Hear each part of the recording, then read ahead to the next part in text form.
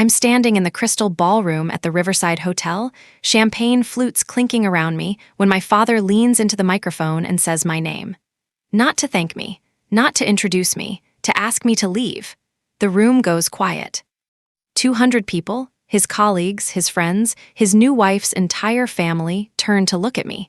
My father's retirement dinner, the event I helped plan, the guest list I paid half of, and he's telling me I'm not family anymore.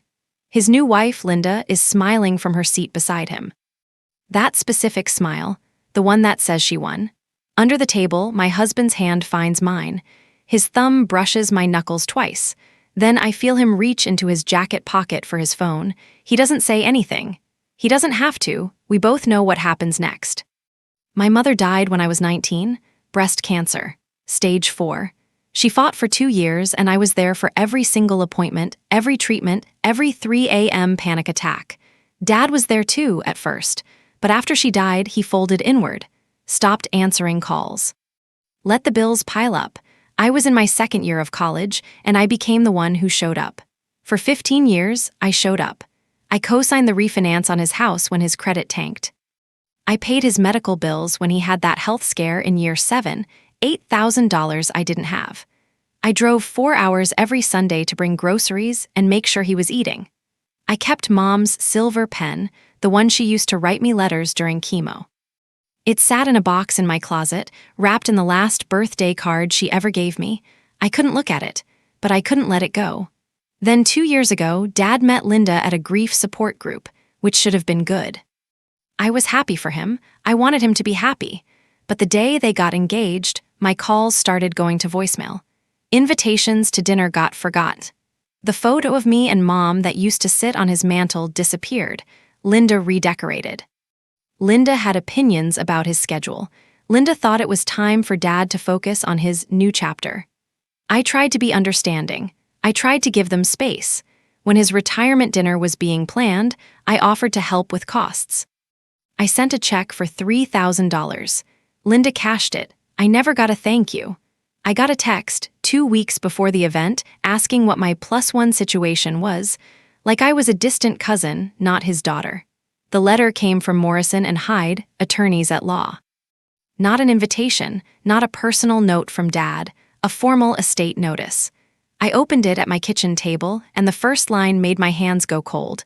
Ray, estate of Margaret Ann Chen, deceased. My mother, 15 years gone.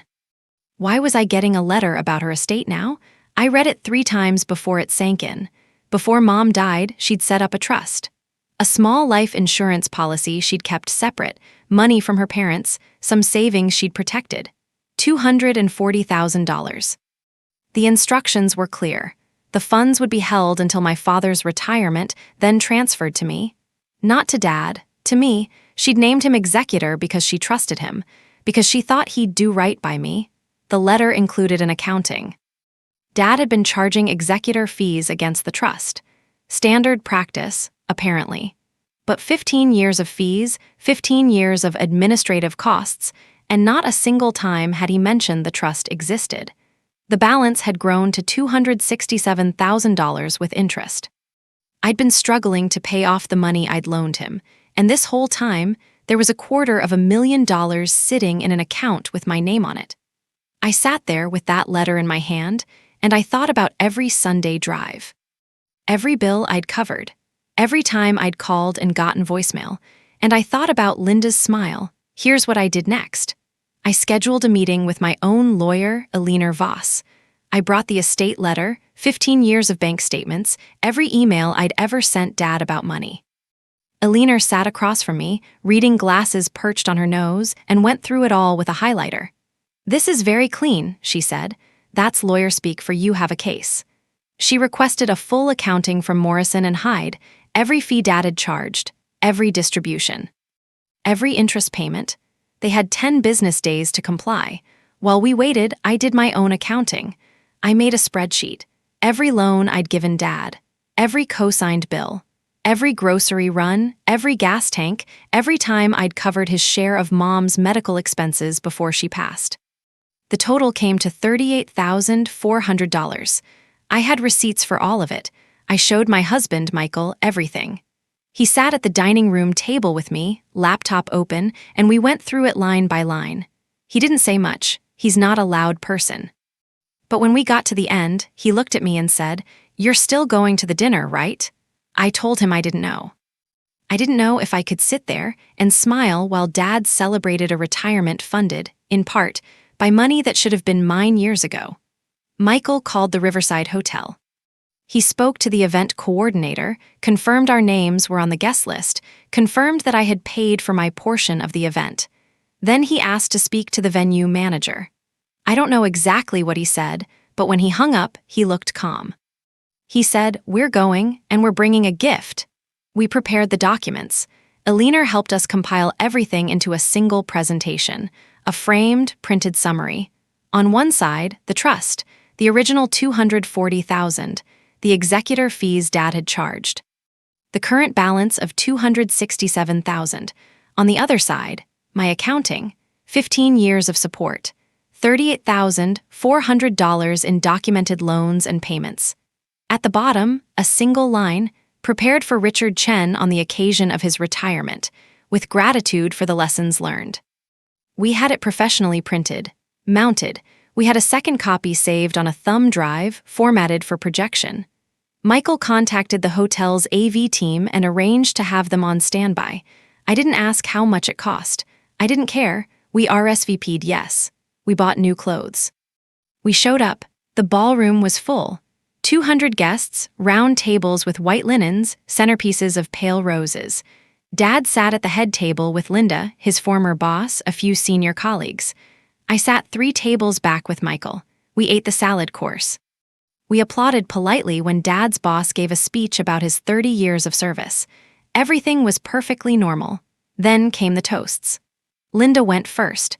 She talked about how grateful she was to have found Dad, how excited she was for their new adventure together. She didn't mention me. Not once. Then Dad stood up. He thanked everyone for coming. He thanked his team. He thanked Linda. And then he looked directly at me and said, "I want to keep this evening focused on family." Some people here were kind enough to contribute financially, but I think it's best if we keep the celebration intimate. So if you're not immediate family, I'd appreciate it if you respected that. The room went silent. People looked at me. A few looked confused. One of Dad's colleagues, someone who'd known me since I was a kid, looked horrified. Linda was still smiling. Michael stood up. He didn't raise his voice. He didn't rush. He simply raised one hand and gestured to the back of the room, where the venue manager was standing near the AV booth.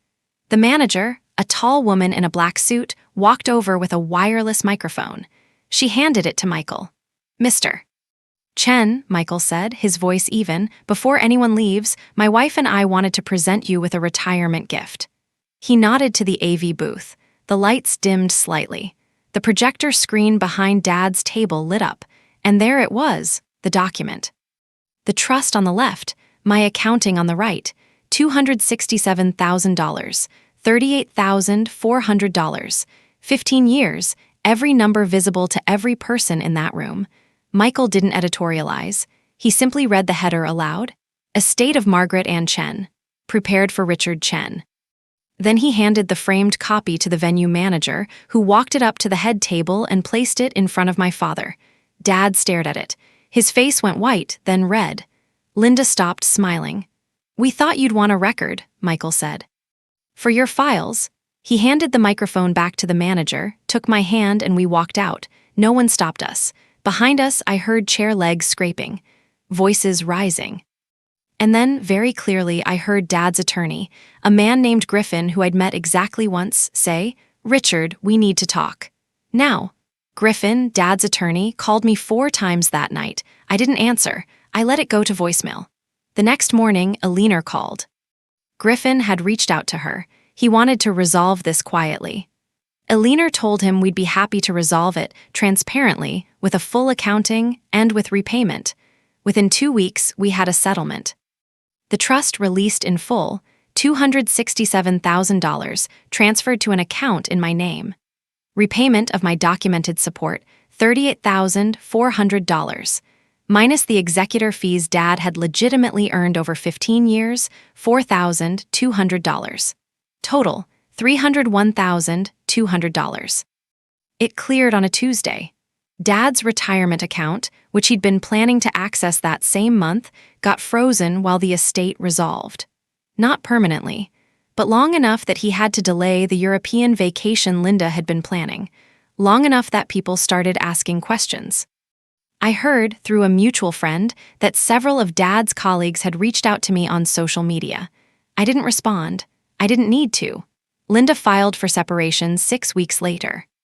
I don't know if it was the money or the public humiliation or the fact that Dad's new chapter suddenly looked a lot more complicated. I didn't ask. I set a single boundary with Dad. Any future contact would go through a leaner. I blocked his number. I blocked Linda. I kept my life simple. Mom's silver pen was still there, wrapped in that birthday card. I unfolded the card and read it for the first time in 15 years. "My brave girl," she'd written. "You'll always know what's right. Trust yourself. I love you forever." I used part of the trust to set up a scholarship, the Margaret Ann Chen Memorial Scholarship, for daughters who have lost a parent to cancer. The application requires one essay, written by hand, about what they've learned about resilience. Every year, I read those essays. Every year, I see my mother in those words. I keep her pen on my desk now, next to my computer, where I can see it every day. Some mornings, I pick it up and just hold it. It's cool and smooth and solid. Real. I think about what Mom knew when she set up that trust. She knew I'd need proof, not just of the money, but of the fact that I'd always been enough, that I'd always mattered, that no one could erase me, no matter how hard they tried. Michael asked me once if I regretted going to the dinner. I told him no, not for a second, because I learned something that night.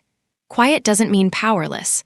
Sometimes the most powerful thing you can do is let the truth speak for itself. If you've ever been erased by someone who was supposed to protect you, I see you.